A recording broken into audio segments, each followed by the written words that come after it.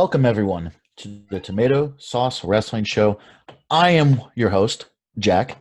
Alongside me in another part of town, Mr. Noah. Hey, Noah And G. we have a stacked discussion today. We are going to definitely be talking about some current events that are going on right now.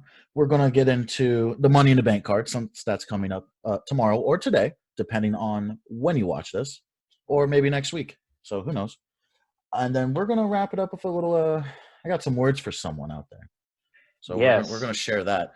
But we let's definitely. Yeah, go let's ahead. start. Sorry. No, you're good. Let's start going into these current events.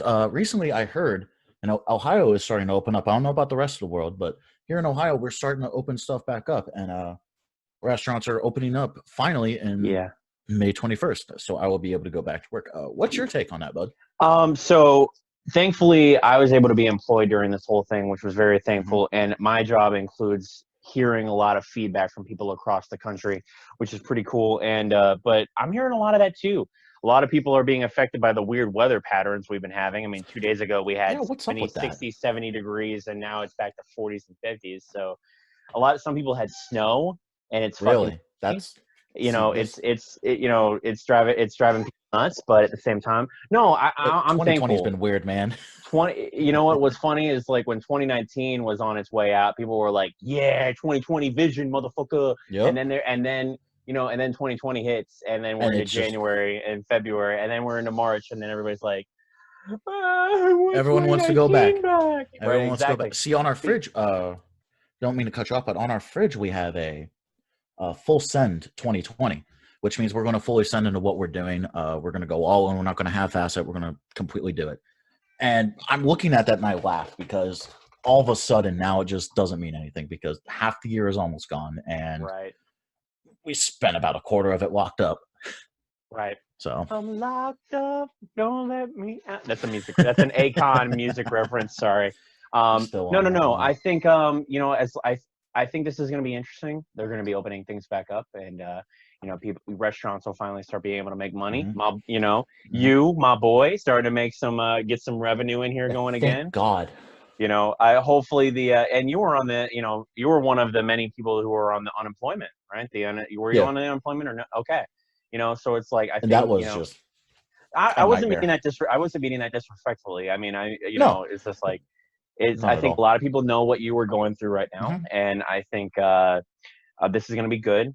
But I think also we need to be mindful. We need to be respectful of people's boundaries. We need to maintain social distancing, and I've heard experts say that they're going to you should continue social distancing into the end of this year, on to next year. Like, you need to continue to do that. So I think this dude, and we've been talking about this for months. This has Yeah. changed the culture of the world. Like, this has See, changed, like, you know, our culture, which I is think this is a crazy. giant. I don't mean to cut you off, but I think this is a giant wake up call of how everything that we've had can be taken away in an instant, and it still Yeah. has been taken away from us. I think we got so comfortable with our daily lives that something decided to say, "Hey, we're going to take that away for a little bit and see how everyone reacts," and it's pure chaos, dude. Exactly. I Like, think, and I hate to make the comparison, but I think it's kind of like what happened after 9/11. A lot of people were kind of shooken by this. People were it came to the realization that things aren't the way they thought they were, and things were taken away from people's security, people's safety. People were okay, questioning their own safety and their own well-being. After this, and even more so now, where it's like health, and yeah, and not to cause a huge, like, or not to put this into started, perspective, but yeah. this is the truth of the matter is, this thing that we're going through right now with COVID, it's killed more people than 9/11. So I mean, it's like, That's it's kind of the nature of the beast, though. right, I exactly. know I'm not trying to say one's worse than the other or one's better than the other, but you really can't. You I don't say want you to. you can't compare the two. You just can't. One was such an extreme that brought people together, while another was such an extreme that it drove people away. It drove people to Exactly. do awful things because I don't know about you, but my neighborhood has been very chaotic. Mhm. The gas station that I go to all the time, their doors are smashed in. I've Oh, seen low helicopters in my area. I've heard cop cars speeding down our street. So this is just you can't compare the two because they're just completely different. One brought people together, the other brought out the worst of mankind. So, but both have changed. But both, I think, the commonality in between the two events is they've changed the culture, and they've right. changed people's mindsets, and they've gotten people riled up.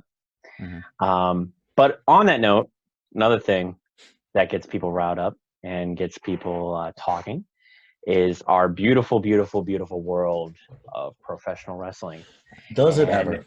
we have an upcoming event this weekend, which I'm We kind of do. excited for because with everything going on, they have accommodated in a way in which we have never seen thus far. They're having the bank on At the WWE WWE headquarters. hand, yeah, Okay, that's so tell me crazy. so Jack, what I want you to do right now is to tell me everything that can possibly go wrong because every single one of WWE creative is involved with this. Yep. They are responsible for ruining the career of Dean Ambrose.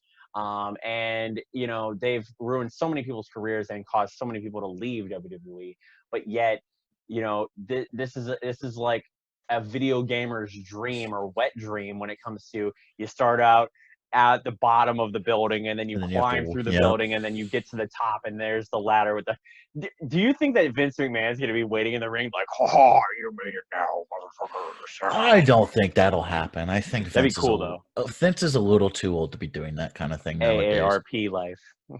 Um, Number one, what can go wrong? Someone can fall off that building. Now, do I think that will actually happen? No, I don't think.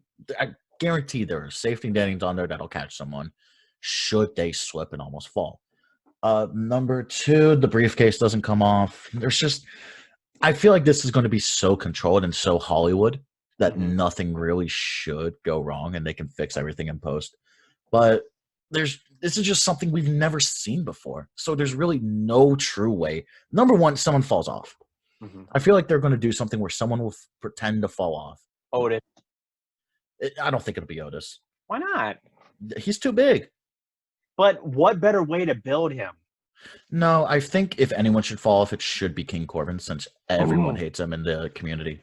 Well, who throws him off? I would say either Daniel Bryan or Otis or Aleister Black or any of the faces. One of the faces are going to throw him off and the crowd goes, or no one goes crazy. Yeah. Right. Usually I want to say we're all going crazy from, but we're going to go crazy from home. Right. Exactly. Now, in the moments, okay, I don't even want to get into that. The things in the past. I really want to stay focused on Money in the Bank. Who is going to who winning this match? Because are both matches happening simultaneously, both the men's and the women's matches? See, I don't know. I don't like that. I don't like that don't either. Like that. That's I'm running so the dumb. scenario through my head, and it just doesn't work because it doesn't work at all. Why would it work? It shouldn't work. But if they do it and make it work, I'll be impressed. But I don't think they'll do it that way. It'll be two separate matches, and they'll work perfectly fine on their own. They won't work together. So if it's two matches or one match, that's at the very end of the card, right? Well, let's actually go through the card, and we're going to read this off. I'm going to predict our winners. Number one on the pre-show, we have Jeff Hardy versus Cesaro. Why is this match happening? That was added recently. Why doesn't Jeff Hardy have his old entrance music back? Fans love that entrance music. I don't know why, but why that match is happening, I don't know. It just seems to me like it was things where it's just like maybe Cesaro was like, "Hey, I really want to work Jeff." Jeff was like, I want to work this match. I want to work a match with somebody. Well, who do you want to work with? I don't know. What about Cesaro? What is he doing? Cesaro's a great worker. He's a great worker. Jeff Hardy is considered a legend in the business. I think it was just a match that was just slapped together, but I think it has the potential to pull off, to be a really good match that's very underrated. It's possible. I mean, you can't deny that. It's the pre-show, but why is it happening? No one knows. There's no build-up. It's like why did they book Stone Cold to lose to Brock in the King of the Ring back in the day? No one knows. That's why Stone Cold left and walked out because it made no business sense. This match has no build-up, right? But the fact that it's happening, I think what we have to look forward to is there's a potential for it to be something good that gets people talking. Right. So that I'm excited for it. Am I excited that Jeff Hardy is still wrestling in the WWE and he's not on TMZ, with the background of him on a mugshot. Yes, very happy. I'm glad that he's performing. I'm performing, and I'm glad that he's working with Cesaro, who, in my opinion, is a really underrated worker who should have by now, God damn it, been a world champion. But I discuss think that another day. Exactly. I think Cesaro, if this is something that could be possibly used to build Cesaro and finally give him the goddamn push he deserves, then sure. Give him some victories over Jeff Hardy. But I don't know. I think this match was just Jeff Hardy takes this match 100%. Yeah. And I feel like the reason they're building this up is because Cesaro had association with Sheamus. So it kind of makes sense. Let's get the bar back together. But Cesaro's already doing something with Shinsuke and Sammy, who's been noticeably absent lately. Intercontinental champion. But there's no reason for Jeff Hardy to lose this match. Right. They're building him up for Sheamus for whatever reason. I don't know why they're not doing this on the main card. Right. And the fact that it's pre-show, they'll only get 5 minutes. And that's kind of a shame. They will only get 5 minutes. So Jeff Hardy's taking this 5 minutes tops. What if Cesaro? Because it's being held. Wait, so are all the matches on the top of the building? I don't know. I think they're doing some of them because Cesaro. Well, no, they're all at the headquarters. Okay, Cesaro can throw Jeff Hardy off the top of the building for all we know. But why would they do that for the pre-show? To get people talking, and we know that Jeff Hardy does extreme shit. I get that, but if they were going to do that, they might as well move it on the main show instead of our next match being on the main show, which is R-Truth versus MVP. I don't know. Another match that was put together last minute. But I actually see, unlike the last one, I'm more happy about this one because this brings me back to the days of 2008, 2009 on SmackDown when R-Truth first came onto the scene in WWE from the Indies, and MVP was U.S. champion, and MVP was on this losing streak, and he was losing to everybody. And R-Truth wasn't being given opportunities. Like those two guys on like the mid-card match, to me, it was what was ramping me up for the main event. But those two guys going head to head, it was R-Truth, MVP, and Shelton Benjamin. Those three guys were like who I was expecting to see at the mid-card. So but I mean, they all deserve more. But like, to me, I deserve more, but this match it's hard. Honestly, this match doesn't make sense. It doesn't, but at the same time, it's heartwarming. This should not be on the pay-per-view. This should be on an episode of Monday Night Raw, and this should not be replacing. This should be on a pre-show. If anything, it should be on a pre-show before Jeff Hardy and Cesaro. You, fantasy booker, what match would you replace this with?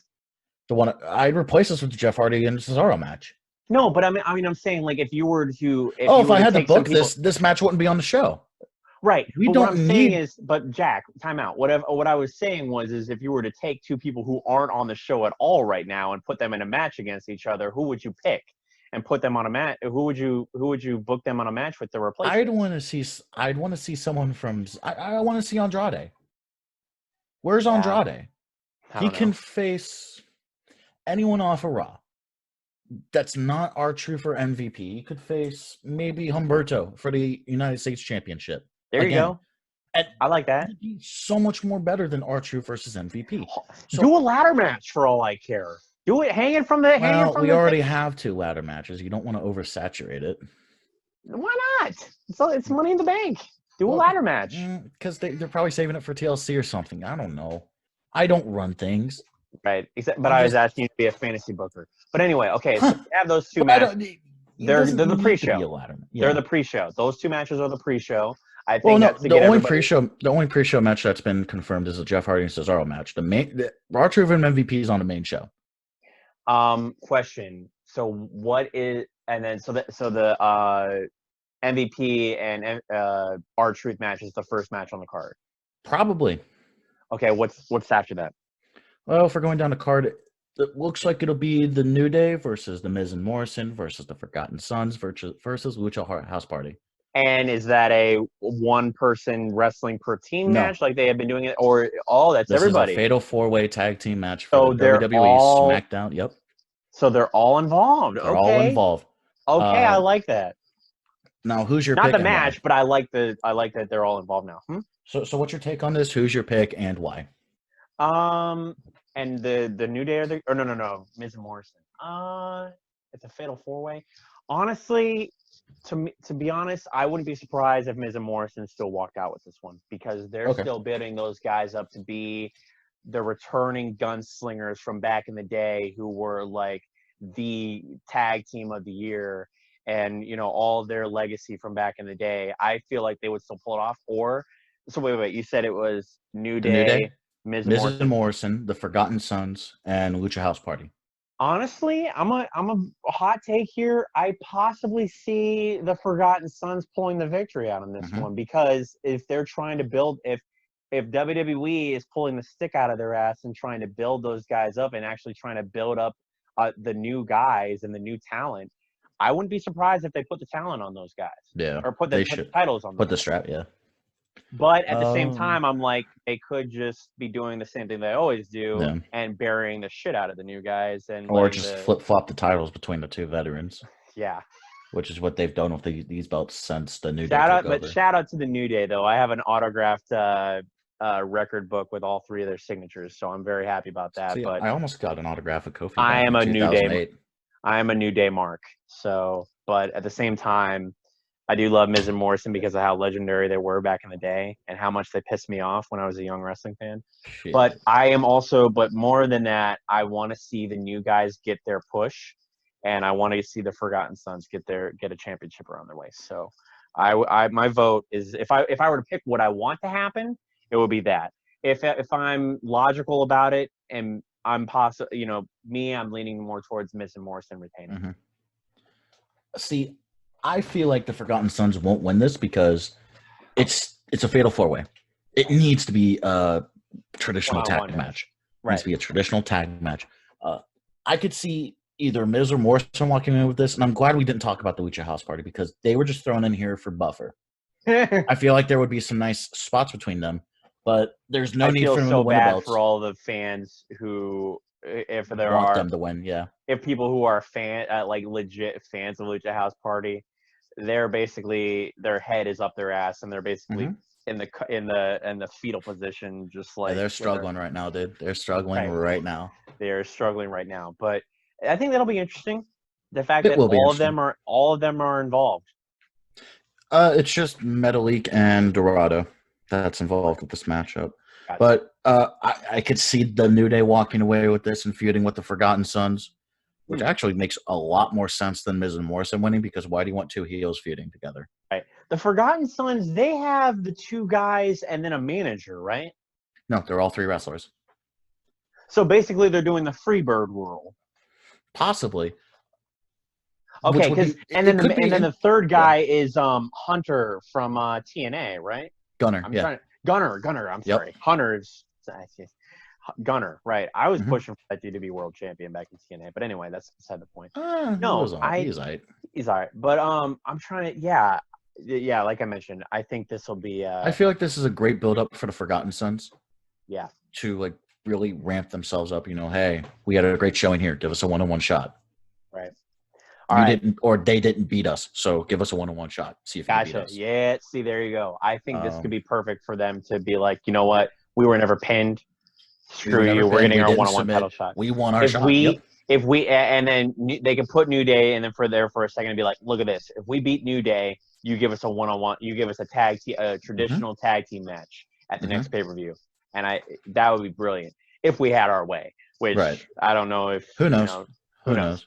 All right, so what's next after that? Next up on the card, it looks like we'll have Drew McIntyre versus Seth Rollins for the WWE Championship. Drew wins this for sure. Yes, but I bet you Seth is going to, Drew and Seth together are going to make you think like, and not to mention Seth is the leader of a faction right now. Yeah. And a faction that is so heel. Like I tell you, like Seth Rollins as heel with three other guys, that just oozes and just pisses me off to the point where it's like, we're going to have three other guys run in and try to make me win. And I'm just like, I want to put my fist to the fucking screen. Like, fuck you for doing this, but you're such a good heel that I love you, because at the same time, you're doing what the right thing to do as a heel is, which is you make me think that I'm going to cheat to win, and maybe that's what happens. Maybe that's the way that Vince No. decides to book it. So It's like you my win main by distracting the ref, or doing that type of thing, like getting Seth getting the roll up, and then they build Drew even more by losing. no. It doesn't make sense for him to win the Royal Rumble, to beat Brock Lesnar, to beat the Big Show in the same night, and then have him drop it to a guy that lost to Kevin Owens at WrestleMania. Good point. Which is why is he getting a title shot right away? I don't know. Why if you're going to give him a title shot, have him win at Monday Night WrestleMania. Messiah. Have him win against Kevin Owens at WrestleMania. Right. Instead of just pissing that all away. If you were to take Seth Rollins and his Monday Night Ministry out of the equation here, and you were to give Drew a better opponent at this pay-per-view, who would it be? I'd honestly, and I know this sounds crazy, I want Drew versus Andrade again. They have been building this. They have been building this feud up ever since he won the title. Drew faced off against Zelina's whole faction, and they shouldn't have done. I don't think they should have done the Drew versus Andrade match on Raw. They should have done it for the show. Did you see? I feel like. Oh, go ahead. Sorry. I feel like Andrade should have dropped the United States title to who? To I'd either say Apollo Crews or Humberto Carrero. Apollo fucking Crews. Yes. We'll talk about him later, but I feel like there's a lot of big things planned for him in the future. But hopefully. I don't know why he's holding on to this United States Championship anymore. I don't know either. Honestly, the U.S. Andrade, title is... Yeah, it is, but at the same time, Andrade's above it right now. He's in such a spot to where it's like, okay, I got my 2 goons. I got my manager. Right. Why am I not WWE champion? Exactly. Do you think, though, that it's more of a focus on Zelina being a manager rather than Andrade being the U.S. champion? Because I feel like most of the focus is on her being, bringing back the kind of, which I respect dearly, because know me being the one who kind of loves to talk the talk. You do. And while the guys walk the walk, I respect what she's doing. So, it's like, you think most of the focus is on her or on Andrade? I feel like it's both. Like, I'd say there's more focus on Zelina and what she's doing, because she's playing a phenomenal character. Yes, she is. But you still have to look at Andrade, and the fact that Andrade's fucking dating Charlotte means that he's going to get a lot of opportunities. I don't know how the hell they make that work. Andrade and Charlotte, and then Zelina with Aleister Black? Yeah, this is weird. It's such a it's weird, but I don't hate it. I don't fucking get it. But I mean, they look good together. I guess. I don't know. I mean, and maybe I'm missing something. I don't know. We're missing a lot because we're not there, dude. I mean, like, they're obviously the ones having the conversations, but I mean, the day that we see Zelina managing Aleister Black, that'll be interesting, because you can imagine Zelina in all black with like weird ass makeup. And I don't think that would work on screen. Right. No, because her character is so established. She's pulling off this Mexican, like, I work with the Latinos. But why is she working with Austin Theory then?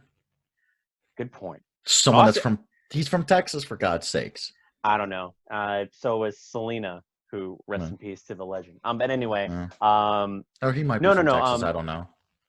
She was from I'm sorry. No, Austin I don't Theory. We're getting off topic. We're getting off topic. Austin Theory. I think that's just a situation where, like, they're putting guys together in a group so that, like, when they break apart, you will be able to notice them more because they've split. So if you build this group up enough, then when they split, it's like the Shield. Like, when they split, they were able to go their separate directions. You were able to put the WWE Championship on all 3 of them. If they build this group up enough, I think, you'll have Andrade lose the U.S. Championship, and then he can go for the main championship. Or which they should be doing. Or the fan, they could push the WWE Championship on Andrade, but then the fans simultaneously could be trying to push for one of the other 2 dudes. I feel like they still have a lot of room to grow. Yeah. I don't know. Yeah, but a lot of room to grow. I like the fact that Zelina is being a manager of 3 guys, and she's bringing back a manager role, and I love it, and I think it's great. Not so much, for me personally, I haven't seen enough content to make me hate them as either a heel or love them as a babyface, but I love what she's trying to do. Right. So you would say Andrade would be in the match against Drew, for sure. for Drew for the WWE Championship. Yes. Put both titles on the line. Screw it. You know, like But Drew walks away with this match 100%. No questions about it. against Seth. There's no reason for Drew to lose his match. He had such a perfect journey this year What's up? Can you imagine Drew throwing Murphy and the Authors of Pain off the buildings? Well, the Authors of Pain won't be a part of this match because one of them's injured, and I think the other one's in quarantine. Oh. That's why we haven't seen him. So it's only been Murphy and Seth. It's only been Murphy and Seth now. So Murphy is going to be the gopher, try to like cause the match for Seth. Drew's gonna kick him in the face. Maybe we'll see what happens. Seth is gonna go. So I'm calling this right now. This is my prediction of how the match is gonna go. Murphy is gonna try to distract the ref. Seth is probably gonna low blow Drew, try to pull up the cheap win. Drew's gonna kick out. Drew's gonna go for what's his finishing move called again? What, the Claymore? The Claymore on Murphy. Yeah. Another cheap pin. It's not gonna work. And then the Claymore to Seth. Claymore to Seth, win. And win. Yeah, if that goes down, I'll call you and say you were right. Let's move on to the SmackDown Women's Championship. Bayley versus Tamina. Bayley wins this, of course, right? It's sad, but it's true. God damn it. I mean, like, the thing is, this is like, Tamina's been around for so long. And I want her, part of me is just like, come on, give her a fucking shot. But that would no. Just give her the title and just let's see what she can fucking do as a champion. You know, and even if it's for like just from one pay-per-view for her winning it to the next pay-per-view when she loses it. You know, just what's the point of that? But listen, hear me out. Here's what I'm thinking. They give her the title. This is what causes more friction between Bayley and Sasha Banks. Sasha begins to question. No. Sasha, just listen. Sasha begins to question in her mind that Bayley can pull it off even more, or like what, or Sasha's just like, what the hell, dude? How the hell did you lose to Tamina? She's a vet and she's never won a championship, and yet you lost to her. What the hell? And so they start like questioning each other. Then the next pay-per-view, Bayley takes it back, but this whole time Sasha has grown in desire for that championship because now she realizes I can beat Bayley and I can be champion. You know, so that gives us a perfect segue to the breakup between Sasha and Bayley. That's just the way my brain's work. That doesn't work in my head because why would you build up Sasha and Bayley splitting if you're just going to give the belt to Tamina for a month? And what's the point of giving a belt to someone for a month just to give it back to the same person? I got very upset. I was pissed when Charlotte beat Bayley and then Bayley won it back like a couple nights later. Like, what's the fucking point of that? So that Bayley could turn heel. She was already heel. No, she wasn't. Yes, she was. She did not turn full heel until she cut the Bayley buddies and then let down her hair. And then that promo, she said, "Hey, bitches!" Like, I love that shit. She was. I mean, that was great. But that was full blown heel. No. She was already doing heel tactics. No. She was full. No. But she was full blown heel that night when she won back the championship, and she said, "Hey, bitches," because that's when the fans were just like, "Okay, now." Bayley's on board, WWE's on board, everybody's on board with pushing this girl full heel. That's when it took off from there. But it does both parties no good to do that. I want Tamina to win, and I want her to have a longer championship run. And I want her to, but that's just me. But why would you make the champion look like a chump? You make them both look like chumps if you do that. For all we know, here's what could happen. Sasha could turn on Bayley tomorrow night. And Tamina could win by a fluke. That's fine. And then Bayley feuds to Sasha and she gets away from the title. Tamina has maybe she faces Lacey Evans, maybe Naomi, and she has a good run, which would be phenomenal. But I don't see that happening because the money is with Bayley and Sasha Banks. We haven't seen them since September, my guy. Right. September, October. I don't know what they're doing. I don't know who could feud with Tamina. If Tamina's being pushed as a babyface right now, who is a substantial heel in the SmackDown Women's picture? Bayley. That's it. And Sasha. That's it. But here's the thing. I think what's going to happen is between Sasha and Bayley, Sasha's going to be the babyface. And Bayley's going to be the heel because they've been building her most as a heel. Or unless they want to it's still too early. Bayley's way too going early. Back to a babyface.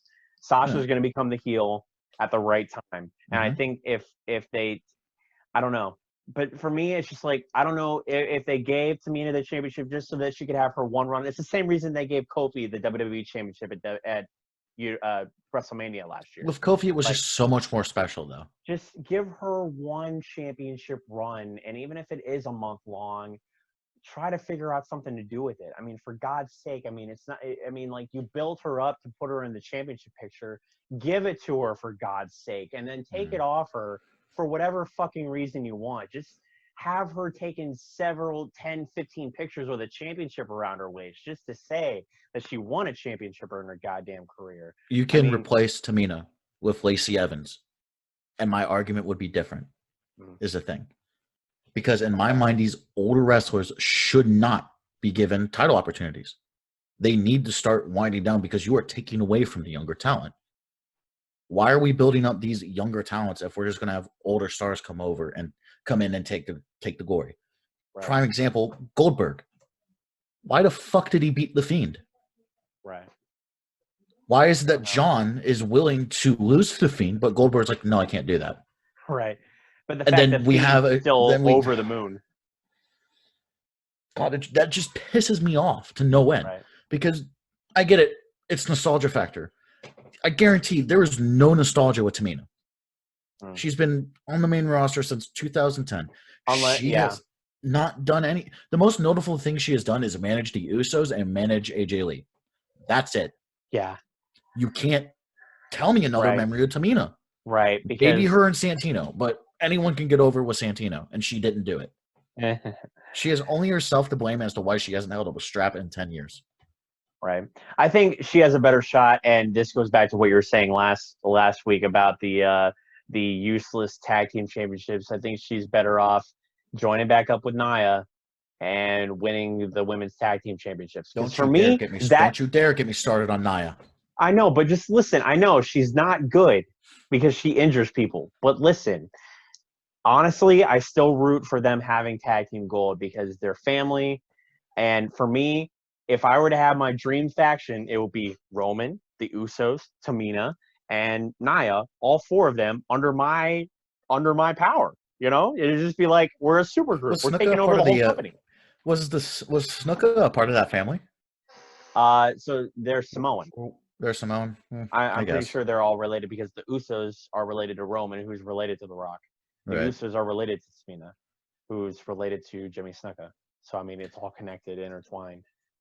Because I think it's the split off. It's the split off between it's a split off somewhere. High Chief Peter Maivia, and then it's then it's Rocky Johnson, R.I.P., who died in the last past 3 months or so, and The Rock. The Rock, half black, half Samoan. Hey, if we're wrong, don't fact check us in the comments because we don't have a lot of notes in front of us. The only notes I have. Somebody in the comments, please break out the full family tree. Yeah. Because we need that. But anyway, I'm too lazy to look it up right now. Personally, I think Sasha is gonna be. But here's the thing: I think what they're gonna do is most likely Bayley's gonna win. Yeah.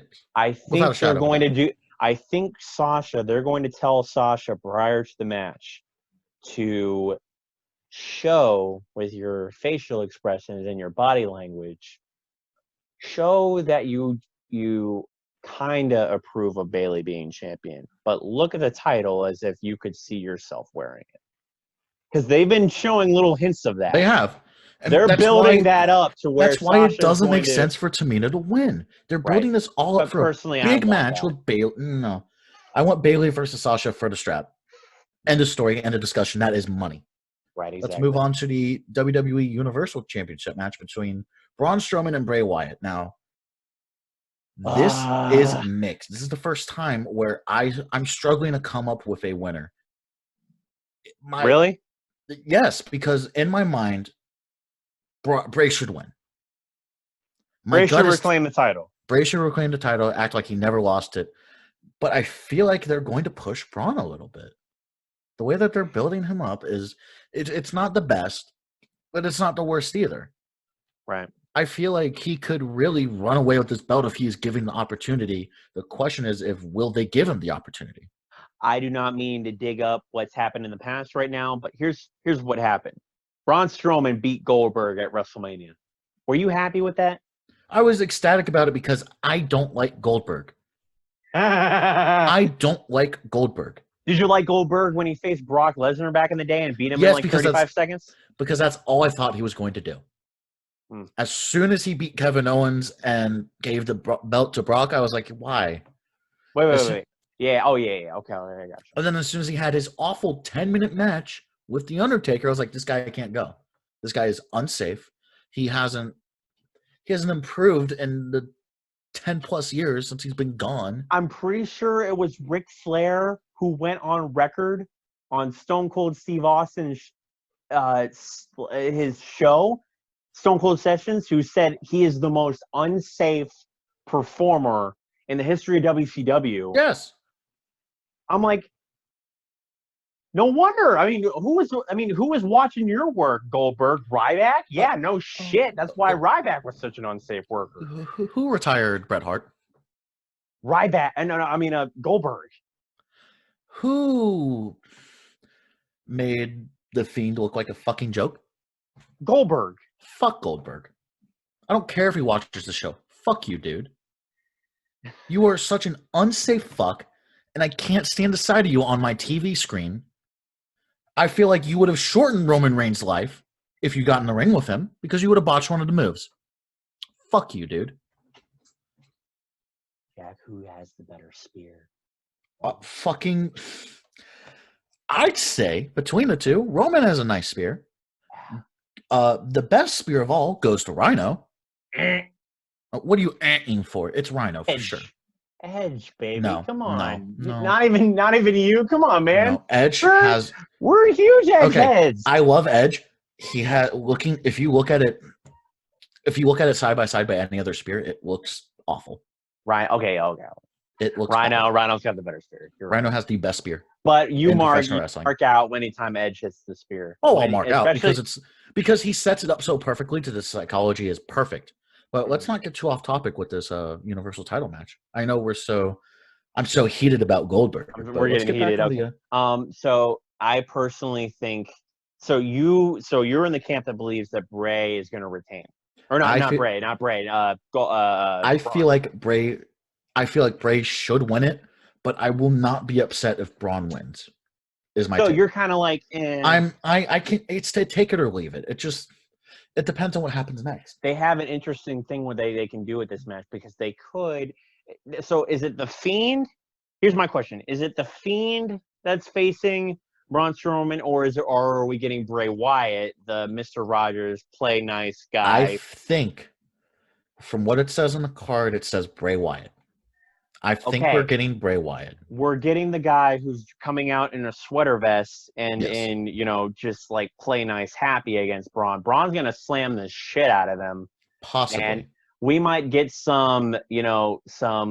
we have the television screen, or they might be doing some weird pyrotechnics on the upper level of the building, and that distracts Braun. Bray pulls up this slick, pinfall, and we have Bray as the new champion. But I'm in the same camp as you. Like, regardless of who wins, I wouldn't like that. What could happen is Braun could lose. He could lose, and Braun could be just Bray's heater after this. I feel like that would take away from the promo on Friday Night SmackDown that they just did. Okay. Where Bray told him, "Hey, come home with me," and Braun's like, "I already am home. I don't need you." That would just. I feel like they'd have to break Braun down so much more. And the running theory is people change after they wrestle the Fiend. Finn Balor changed, Daniel Bryan changed, The Miz changed, John Cena has changed. He's not coming back, from what it sounds like. It just makes sense if it's Bray Wyatt, it would make sense for Braun to win. If it's the Fiend, Bray wins for sure. But this is going to be a good match, I hope. Hopefully. Now, so far, besides the Money in the Bank brief, but here's the thing though. Why are they as of right now, they're holding the Money in the Bank briefcases matches last? Possibly. This is just the order that they might be doing it. Because that makes no sense. That's I know not it makes done in I know it makes previous no sense. years. I feel like they should do the women's match first, and then the men's match last, or maybe they do the world title matches at the end. This makes no sense because that leaves them zero opportunity to cash in that very night. I'm not a fan of that. Really, I'm When not. when Alexa Bliss cashed in the Money in the Bank ladder match that very night against Ronda Rousey and Nia Jax, were you happy? I kind of was because it's so Personally, different. Alexa was a great heel, and I was It is so different though because it's Nia Jax versus Ronda Rousey, two of what is arguably said the most unsafe workers. Ronda Rousey, I understand because she was brand spanking new. She didn't go through developmental. She trained, but she didn't have a whole lot of live the matches. matches were god awful, bro. I wanted to You know, vomit. for what Ronda was and for what she did, I enjoyed her matches. She was like Brock. But Brock is brilliant because of all of his experience. But Well, yes. he's got the 5 moves of doom. I wasn't impressed. I was sitting there and I was like, I wanted to. How many people has Ronda Rousey injured? 1, Alexa Bliss. How many people has Nia Jax injured?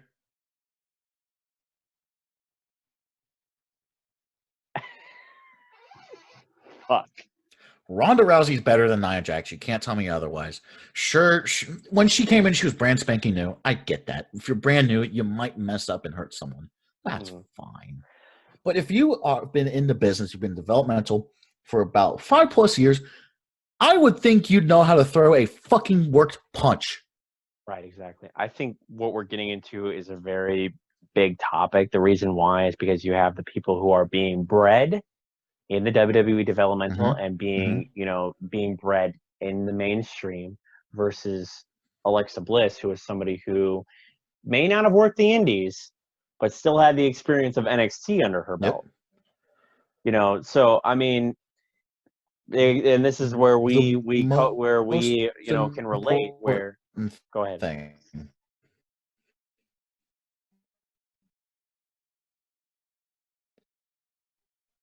Wait, hold on. The most important thing in wrestling, compromise that, I don't want to work with you anymore. You sure until you have been deemed safe to work. And if you cannot do that, you should not be wrestling. You should not be in there with other people. I don't care that you're big. You have to be safe. You have to use that to be safe. Right. As soon as you're throwing around all these smaller people, you will hurt someone if you're not careful. And she hasn't been careful. And just the attitude behind it, I'm not going to get in trouble for this, so I don't care. And using it to build heat on Twitter. I hate that. And it's not good heat. It's horrible heat. It's heat that cries for people to say, why are you here? Right. You don't belong here. You are unsafe. I guarantee. Did you see the way that she threw? We're on Nia, right? We're on Nia right now. Yes, I saw the way she threw Kairi Sane. Oh my god! Like, I get so mad at this. Right. Like, I get so passionate about this because when I was doing my wrestling days, like, I would try my damnedest to be safe because I was a little bit bigger. I was wrestling smaller guys.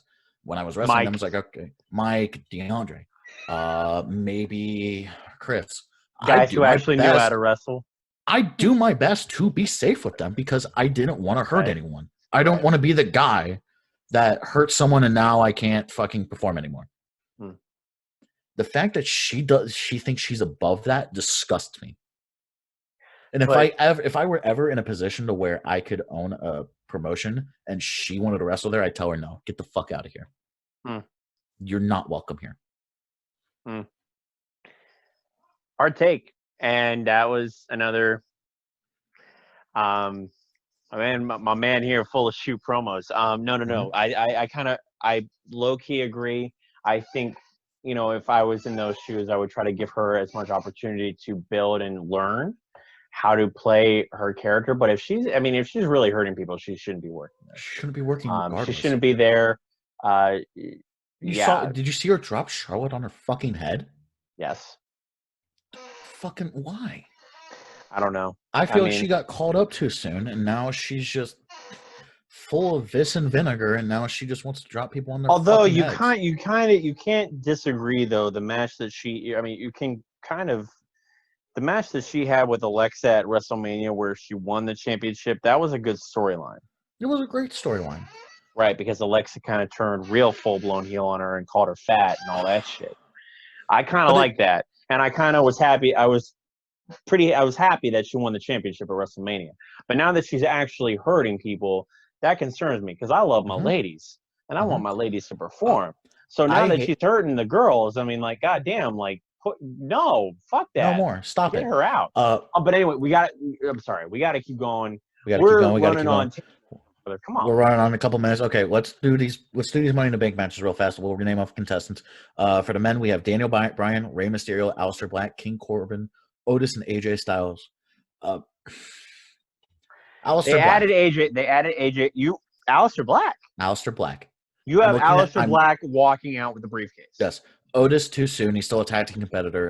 And Personally, I see King Corbin walking out with this one. I Why? don't know. Because they have been trying to make this guy the biggest heel of the 2020s. They already Because gave him they the put briefcase, they put though. the king or they gave him a briefcase, but what better way to have him redeem himself now that he's a king and the biggest heel of all time, or not all time, but I would say the biggest heel of recent memory, than giving him a Money in the Bank briefcase and having him cash in on either Bray Wyatt, who is loved by the fans, or by Drew McIntyre, who has the story of coming back Mm. from being fired and being a babyface and being the WWE champion. I would much rather have Aleister Black win it, but I feel like there's a strong But case for what would AJ. you what but okay, I agree with that also, AJ walking out with the championship. But why but if Aleister Black were to win the briefcase, what would you do from there? I maybe have him wrestle some decent talent, build him up as a credible threat to the title, As a and babyface? as a babyface, or as a heel. I don't care what they do with him. I just want him to have the briefcase because he's such a good talent that's not being utilized.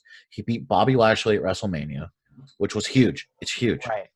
But Um, you would have Aleister Black win the briefcase and have go right into the main event scene without giving him a mid card championship or having him given a kind of something to lead him into the main event scene I rather feel like than he's you'd already go past. straight for the Money in the Bank. He's already past the mid card, if you ask me. Hmm. He's beaten Bobby Lashley, a bona fide main event talent. He's The matches proven he put on with Murphy were, they're a thing of beauty. oh my He's god. he's ready for the main event scene. And AJ is a good safe fallback. I don't know how much longer he has on his contract though. I think honestly it's yeah, I don't know either, but I think I if know I he's wouldn't be retiring surprised if soon. AJ walks out with the briefcase because I think they could build him up as being like, you fired my boys, the OC. I got beat by the Undertaker, but look what I did, bitch. I No, came out. I don't think they'll talk about the OC. I think they're He going to stay. could. I He think they're. could because well, look what he did when he was rivaling the Undertaker. He called out Michelle McCool, But who wasn't even Michelle, storyline the Undertaker's wife. They broke kayfabe. no, they didn't break kayfabe because when Undertaker lost to Roman Reigns, they acknowledged that Michelle McCool is the Undertaker's wife. Oh. They acknowledged that. The difference is Michelle McCool is married to a WWE legend. The OC or Carl Anderson and Luke Gallows, they weren't really that big in WWE, I guess. So they have no reason to bring them up. I don't think they will. They don't think they'll bring up any of the talent that were released on April 15th. I can't believe we're still talking about that. I'm not talking about That's that. Right, let's crazy. get back. I'm sorry. But I'm yeah, not getting back on that. that's that. Didn't mean to bring it onto that You're good. subject. It's I either was just Aleister Black talking or about AJ. what AJ would bring up in a promo Yeah. in regards to winning the Money in the Bank ladder match. I don't think he'd talk about the OC at all. I think he would just talk about, I got the briefcase, and now I'm just going to make you wait. Right. I mean, yeah, I think, but honestly, AJ has the athleticism, has the He does. talent, has the main He does. event credibility to walk out with the Money in the Bank briefcase. Mhm. So I think he could win it. Honestly, I wouldn't be disappointed if Aleister Black won it. But here's the thing. I would not be surprised if Baron Corbin walked out or King Corbin walked out with it because they want to build him more as a heel. I'm and they glad want we to build didn't. him as the credible heel. Right. And if they want to give Baron or King Corbin the put him in the main event picture, and honestly, I love to hate a good heel. Right. Put a title on that motherfucker. Do it. I Yeah, will they boo should. the shit out of him. And I I'm don't just like him. I'm just glad we didn't say Daniel Bryan, Rey Mysterio, or Otis. So I heard Ray Yeah. is walking out the door soon. His contract's coming up. He's going to be done there soon. I feel like I Daniel love Bryan Ray also, though. I feel like Daniel Bryan is also winding down his career, passing on the torch to Drew Gulak. And Otis just has such a. I hate saying he has a long way to go, but coming from a tag team, which I don't know why he's in this match. I really don't. I don't understand what I feel like Otis's tag team is on the what are they called? The Heavy Verge of breaking Machinery? up. Yeah, Heavy Machinery. I feel like they're on the verge of breaking up because of this whole thing. That's Like what they should do. what is Homeboy doing on the sidelines? Just being like, you know what? I'm just so happy my boy is with the woman of his life. And you know what? No. I'm not jealous at all, and I'm not going to go after him at Something's going to all. happen. Something's going to happen. I heard we're running on precious time, so we should wrap this up. The last match. Women's match. Now we have to talk about the women's match. It's Asuka, Shayna Baszler, Nia Jax, Dana Brooke, Lacey Evans, and Carmella. Shayna Baszler is winning this match. Yes, which brings me to the point that I've been wanting to make for a while now. Today makes 394, 5, 6, 396, I don't know, 397 days that Becky Lynch has been WWE Raw Women's Champion. As we mentioned last week, right? It's kind of like the Floyd Mayweather complex where like you want her to lose. I still love Becky though. I love Becky. She's become so stale. She's become stale. She's not hungry anymore. The man gimmick. She's moving on to the MCU from what I've heard. She's running onto the MCU, running onto Hollywood. So I think that this is a perfect opportunity for someone to cash in the briefcase and take the title off of her. The records stand where they are. She holds the records. I think if she were to go on to Hollywood, she would become the female version of The Rock, and she would be a legend from this point forward. Which is absolutely. And now, really quickly, let's not talk too long about this. Out of all the 4 horsewomen, Becky's the greatest. Yes or no? If you asked me a year ago, I'd say yes. But over in the course, in terms of being over, and in terms of being over, it's Becky for sure. Of course. But in terms of just everything, I have to give it to Charlotte. Like, what do you mean by everything? Just the titles, the overness, the in-ring ability, the charisma. In-ring ability? Yes, Charlotte is so much better than Becky. Bayley and Sasha killed their ass on the indies, learning how to be the best technical wrestlers. But with pure talent, Charlotte's got it. Yeah, because she was a gymnast. And what's her last name? That has absolutely nothing to do with it. But what's her last name? It's Flair. Woo! It's woo. Oh, right, exactly. But that means it's a carry-on of a last name. So you're telling me that The Rock's daughter is going to be a 13-time world champion? And you're telling me that Randy Orton wasn't good? He was good.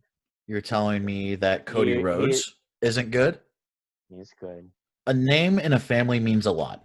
Is what I've learned over the years. And Charlotte has taken that to such an extent. She is technically a 12-time women's champion.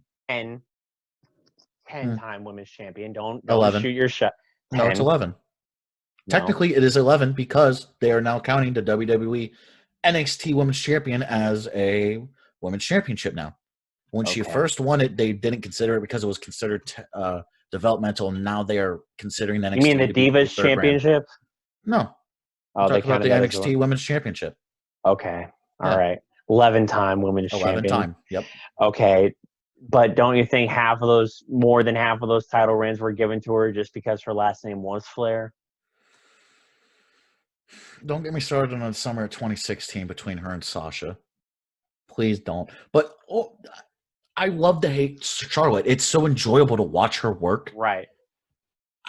I have to give it to her. So out of all the 4 horsewomen, you give it to Charlotte. Yes.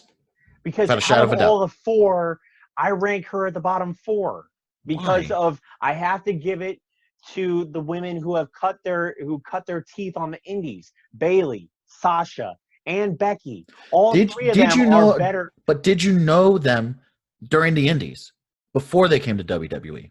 No. So how can you say because For of the me, time? because I love the No, wrestling. hear me out. Hear me out. How can you say that because of what they did on the Indies, even though you didn't watch them, you didn't know who they were until they came into WWE?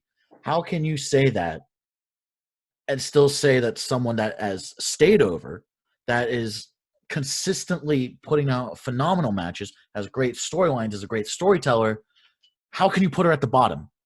Because to me, there's something sacred about what you're able to learn about the wrestling business when you're traveling around the country, around the world, able to cut your teeth on the independent circuit and learn from people who are not in the mainstream, but yet and then walk into the main events with all this experience, yet able to learn new things while you're being able to perform in front of 75,000 people. Mm-hmm. There's something sacred about that only Bayley, Sasha, and Becky have that Charlotte doesn't, because she just decided, you know what?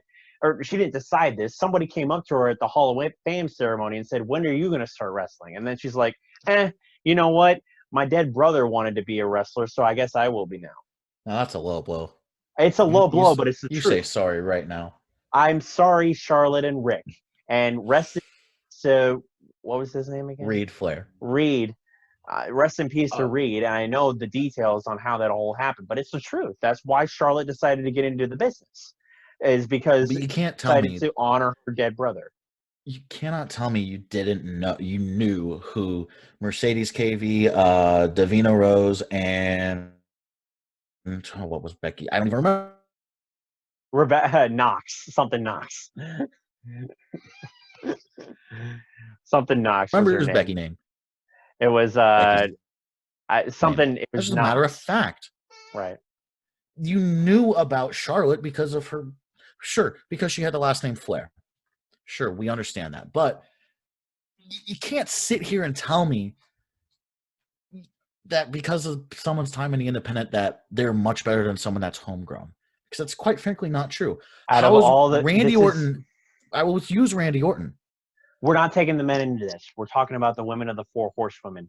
But we're kind of getting into we're getting into subjectivity now, Jack. For me personally, I put Becky on top because she was able to draw the most. It's the Stone Cold thing, where it's like she was able to pull the most for the company. Bayley, next, under her. Sasha, and then Charlotte. That's just me. That's subjectivity, and it's just me personally because of everything that I've seen and because of the way I logically think through things. Because there's a subjectivity element to this. Hey, I can't change hearts and minds in a day. Right, exactly. Or for you, how would you rank Four Horsemen? For me, it's Charlotte, Becky, Sasha, and Bayley. Just due to how they've been booked. Doing my girl Bayley dirty. Come on. She hasn't been booked well, dude. But dude, if you're not being booked well, how can you show off your talents? The fact that she shares the same finishing maneuver as Macho Man Randy Savage. No, she doesn't. Not anymore. She doesn't do it anymore. She does the weird knee thing. Oh, okay. She does the inverted overdrive, the worst move in wrestling. A part of me just thinks that, a part of me just also goes to the fact that Bayley and Sasha are such Eddie Guerrero stans. Like, part of me just, my heart bleeds for them. But then I also look at how much Becky has gotten over in the past few years and how she did it. Then I look at the feud between Sasha and Bayley, and then that came to nothing, and then they started teaming. God, I hope they just this next time that they feud, they fucking kill it. Like they do a steel cage match or something. We are extremely off topic. Yeah. So I picked Shayna Baszler in this match. Oh, with Who are you picking? With her big ass forehead. Okay. You say psych right now. She has a nice forehead. Shut the fuck up. You're just saying that because you know I've made comments about her forehead in the past. Hey man. Man. Little known fact, Shayna is bunking. This is not wrestling business. This is real life. Shayna lives with Jessamine Duke and Mia Yim. They live together, all three of God, them. I wish that was me. Shut the fuck up. Get the fuck out of your head. What are you imagining doing right now going like this? Bro, playing video games with Jessamine Duke. Hey, Mia Yim has a Twitch. Prime time. But it's not Jessamine Duke. Anyway. No. Jessamine Duke. If Shayna wins the Money in the Bank, this is the for sure way that you're going to take the title off of Becky. Yep. And let Becky go to Hollywood. Because we've already booked the SmackDown matches. It will solidify the fact that Becky will be the greatest star out of the 4 horsewomen. Hands down. I hate that. I hate that idea because she's become stale. This goes back to what we were talking about last week, bro, with Stone Cold and The Rock. Because you were making the argument, even though it wasn't. Because I had to make the argument. Right, because you had to. Where I had to defend The Rock. Listen, with Becky, if she goes off to Hollywood and becomes a star, then she will have, what's the word?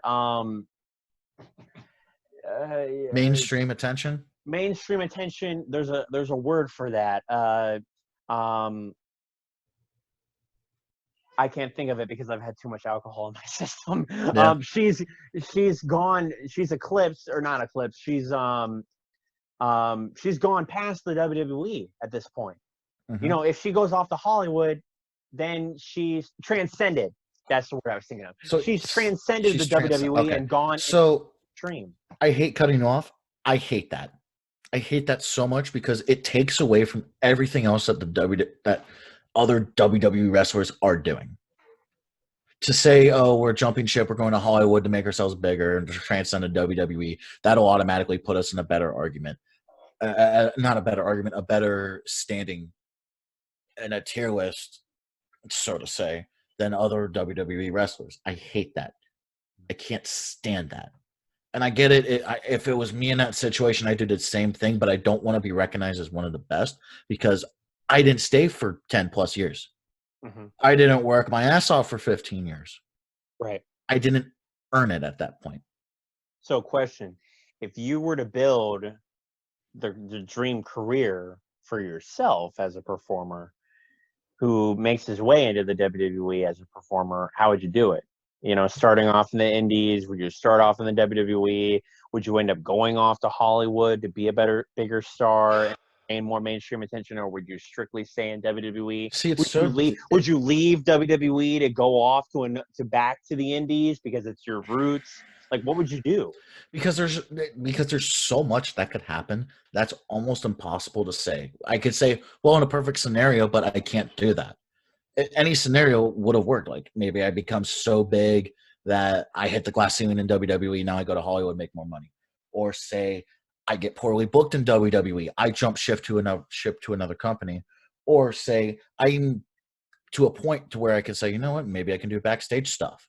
There's so many branching paths that I can set, but I do know I start in the Indies, and I do know I have a good impact in NXT, and I do know I make it onto the main roster and maybe win the Intercontinental Championship. After that, it just splits because backstage politics, for one. Maybe they don't like my attitude.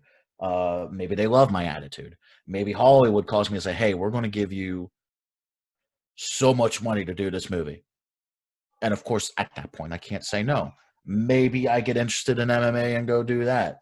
Maybe I jump shift to AEW. Who knows? The branches are just so... It can go anywhere. It's so hard to just narrow it down to one path and say, oh, I'm going to do this be WWE champ, because that's so unlikely to happen. But it's just too difficult to do. Right. We could dedicate an entire episode to this, but we probably should wrap this up soon. Shayna walks out. Shayna wins. Shayna walks out with the briefcase. Fuck Nia Jax. I hope they throw her off the building. Shayna wins. As much as, and here's the thing, but out of all the women in this match, the person that I really have a heart for and really wish they would do more with, and the woman that I think is the most underutilized. You think you already know who I'm going to say? Who am I going to say? You're going to say Asuka, of course. No, What? Dana Brooke. What? Yes. Asuka, wait a second. Hold on. Timeout. Okay, wait. Do I agree? So, wait. She's underutilized. Yes. Yes. Without a doubt. Yes. But Dana Brooke, yes, she's without a doubt unutilized. And there's You just woman, flip-flopped completely. there's not a woman in this match that I want to see get a push more than Dana Brooke because Asuka has held a championship. She's held 2. She held a She's held transitional championship when she was a women's SmackDown champion to championship give it and a back to tag team Charlotte. title. Right, a women's championship, and she was tag team championships with Kyrie for what, 8 months? You already know my stance on the fucking women tag team championships. They mean nothing. Right, okay, but tell me right now that Dana Brooke is not underutilized. She is underutilized, but it's not for the same reason as Asuka's underutilized. Does she deserve a title push? Not right now. No. What? Not right now, no. Why not? How are you going to give a title push to someone that hasn't had long television matches, hasn't shown a whole lot of improvement? Her promos are bad. Her in-ring work is not as good as Asuka's. Like, you can't sit here and tell me that she is more underutilized than Asuka. That is an insult. Part of that because okay, yeah, I admit. When you translate Asuka's promos and you know exactly what the fuck she's saying.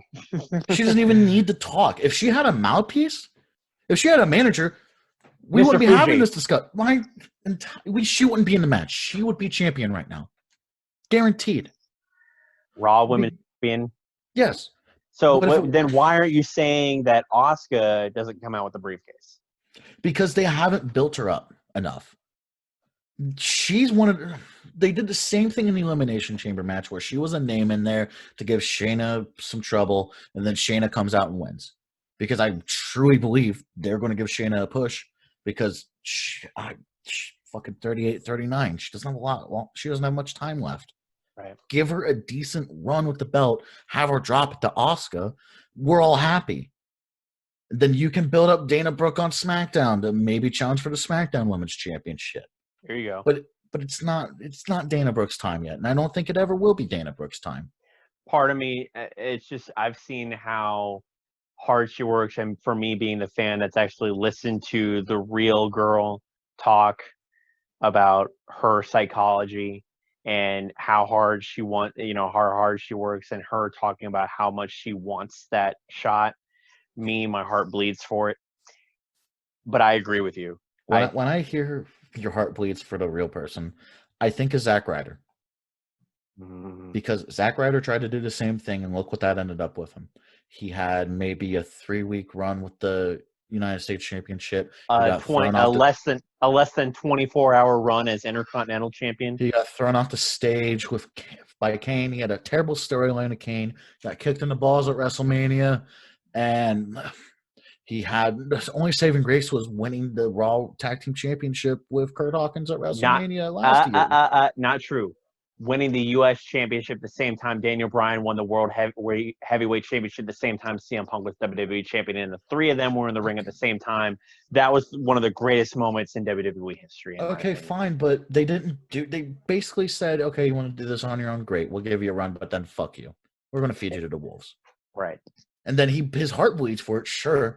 How much do you love that photo of Beth Phoenix, Kofi Kingston, and Evan Bourne with Zack Ryder and Cody Rhodes and CM Punk and Daniel Bryan all in one picture holding gold?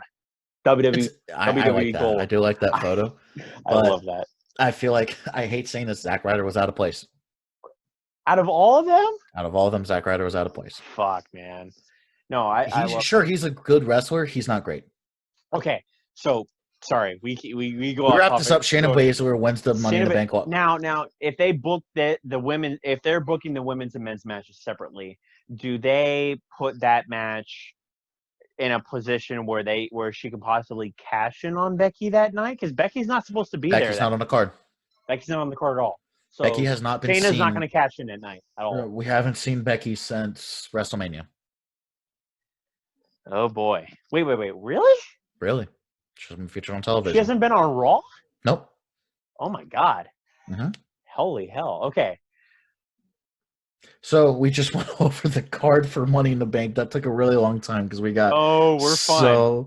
we got Do you so want to off go into topic. do you want to go into talking about Dark Side How of the long have Ring, or we do you been want to save? going? I How have long no have idea. we been I have going? no idea. We've lost count. We've enjoyed Okay. because this is the World of Pro Wrestling. Usually But we try. Usually I we try try to to stay do our on best. time. We try to do our best to Okay, stay on time. so But I hear, and what I've heard, I got and some beef. confirm me, you have a little bit of I beef. got a You have beef. a I little got bit some of beef. something to I say got some beef. about Dustin Rhodes. Okay, it's not so. It's based off of Dustin Rhodes' last performance in the TNT Championship tournament. Um, and this kind of goes with every other part-timer slash older wrestler that's starting to move into the backstage role. Why are you still wrestling? Give it up, dude. Your prime was 10 years ago. Maybe 20 years ago. I don't know. I wasn't too interested in you. But why are you getting opportunities over Sean Spears, MJF, other younger stars like Jungle Boy, the Luchasaurus? Why are we not seeing these guys, and why are you bleeding all over Lance Archer? Why? You are doing what Ric Flair did in TNA. You're already having a position as a backstage producer in AEW. Stick to that. Stop stroking your own ego and putting yourself in a tournament that we know you're not going to win because it's just building up for Cody and Lance Archer. In fact, you should have just done that match from the get-go. Why? You're literally. When's the last time we've seen Sean Spear wrestles besides that match he lost to Cody in the tournament? We haven't seen him on television since. We're so busy building up the inner circle, which, by the way, I love Chris Jericho. He needs to start slowing down, and he shouldn't have won the world title. I get it. You guys needed a credible name, but yeah, Hangman Page, hello. Bullet Club, hello. The Elite, hello. You can't tell me they weren't news. I don't get it. I don't get why we're doing this. Why are we stroking these older guys' egos for the fucking money? Wrestling shouldn't be about the fucking money. It should be about the fucking fans that tune in to watch the product. Like, why should I tune in? Why would I want to watch AEW and see Dustin with his Two-Face on? And he's talking like this. And he's bleeding all over the fucking place when I can see NXT and see young stars be built up. And hell, we have Finn Balor and Charlotte that are going down and helping these new guys get established and used to working with main roster talent. That's why I don't watch AEW as much. Like, sure, I love seeing Jon Moxley and Brody Lee. I love the Dark Order.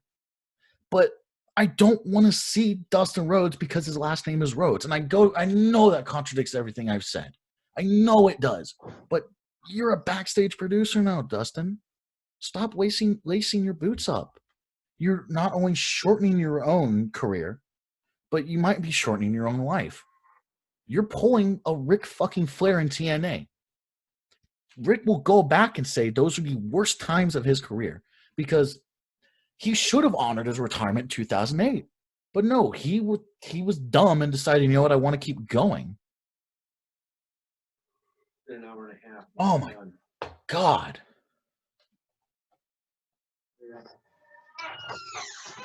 Oh my Sorry, God. I just had a little bit of interruption there. Sorry. You're good. I have you're nothing good, more dog. to say. I just don't get why we have Goldberg coming back. I don't get why Brock Lesnar keeps coming back. I don't get why these part-timers and older wrestlers just step down. Money. One answer. I don't care about the fucking money. Money. I know you don't. But I don't. that's, The that's fans why. should not that's be what, wanting to see that's this what anymore. That's what keeps bringing them back. I'd That's be what pissed keeps if bringing Stone Cold those guys came off. back. I'd be pissed if Stone Cold came back. Not even under the right circumstances? Not even under the right circumstances because it wouldn't be the same as watching him in the Attitude Era. Right. I can't watch that match with rose-tinted goggles saying, oh, that's my favorite. Hell, if Chris Benoit was still alive, he'd be in his fucking 60s right now. Why did you have to do that? Because it's a fact. He was one of my favorites growing up, and I get what he did was a fucking atrocity.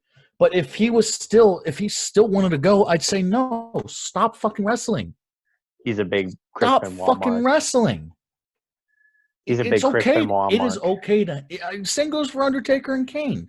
Same goes for Triple H. It is okay to stop lacing up your boots. It's Right. absolutely okay to stop. Hell, I hope that fucking DX versus Brothers of Destruction match showed everyone in that party, hey, we're not as good as we used to be. Wait, was that a Saudi match? Yes, it was a Saudi match. They dragged Shawn Michaels out of retirement. That's They right. Ric Flaired Shawn Michaels, Right. and it was his worst match. Right. And Exactly. And I know a very good podcast that I listen to, the TWFS. The main guy, Kevin Scampoli, he loved Shawn Michaels. Emphasis on loved. Then he saw the Saudi match. He hates him now. He can't look at him the same Wow. because that match was such dog shit and it didn't honor what Shawn promised to The Undertaker at WrestleMania 26. 26. WrestleMania It 25, was regarded as one of the greatest matches of all time. that DX and Brothers of Distraction match was such a giant fuck you to the fans. And that's my rant. Well, we probably should wrap this up. On that note, what I will let you all know is that this is we're talking about something that can be highly subjective, and we encourage all of you to form your own opinions, and talk about us in the comments. We'll be there in the comments. That rant was 100% my opinion. If you feel differently, good for you. I will respectfully disagree with your opinion as you respectfully disagree on mine, but we got to move past this. We got to build up new stars. Exactly. Because I agree with that 100%. Keeps up, we won't have a business in 10, 20 years. Exactly. I think what's going to happen is that and I think they only choose to do that when it's under the circumstances of they're unable to compete anymore. But that's beside the point. Mm-hmm. The point is that the business of professional wrestling and the conversation involved is highly subjective. Mm-hmm. See, we're both on completely different pages at times, and we're on the same page at other times. We're completely opinionated. Exactly. Because there are people that he is highly fans of and highly is heated about and wants to be pushed to a certain extent. There's people that I want to be pushed because I know how hard they work. Mm-hmm. But this is just on a subtopic. I was low key on the verge of buying a replica WCW World Heavyweight Championship belt earlier today. I really would have gotten the big World Championship, the big gold belt. The big gold belt. I got my replica WWE title. Come on, pull that down. Put it on your shoulder right now. Pull it down. Do it, my guy. I will. There's a few. Oh, God. Pull it down. Put it over your shoulder. There you go. All right. See, but the thing is like with me, it was like I just saw the price tag and I was like, I wasn't willing to pull the trigger. No, it's so much money. I don't think you should unless you have the funds or you get a discount. Exactly. But anyway, I think push it up a little bit because we can't see the full logo. Come on, dude. There you go. See, that's the champ right there. No, I think this is highly subjective, and I think this will be interesting for us to talk about next week as we see the results. We can talk about the results. We're definitely going to talk about the results. We'll talk a little bit more about AEW, but I feel like next week we should go into a debate with part-timers and younger stars. Yeah, for sure. Absolutely. That'll be the subject of next next week's episode. And that's going to be a fun one. That'll be fun. Absolutely. I highly recommend you guys tune in for that one. So what do you think? Like underrated talents, or what would you label that? Like I just label it should we still have part-timers? Yes or no? It's such a simple one. And it's a really obvious answer. It's a no. Absolutely. But we'll go into more depth as to why I think it should be. We can spend a whole episode on that. We can. Well, we should also talk about the results of Money in the Bank. We'll talk about the results of Money in the Bank, and I know you are the Twitter guy. We will be having a Tomato Sauce Wrestling Show Twitter coming up soon, hosted by Mr. Noah because I can't stand Twitter. I do have an Instagram page that's up at the Tomato. We will be linking those pages in the comments. Absolutely. So please go check us out. Follow us. I'm manning the Instagram one. He's manning the Twitter one. But I think this is a really good time for us to wrap up. It is late. Again, it's very late. It's very late on Saturday night, guys. We want to make sure that you guys enjoy your Mother's Day with your mamas if you have them, please. And also, this is it's a good weekend, and also we have Money in the Bank coming up, so everybody tune into that. I know We're I gonna will be. cut it. We're gonna cut it for the night, and you guys take care. Hopefully, all of you are staying safe, staying healthy, staying at home. Mhm. This is Jack. This is Noah G. We're signing off for the night. You guys take care, and as always, keep watching wrestling, and y'all stay safe and healthy. All right, Stay safe. you guys, peace out. Peace.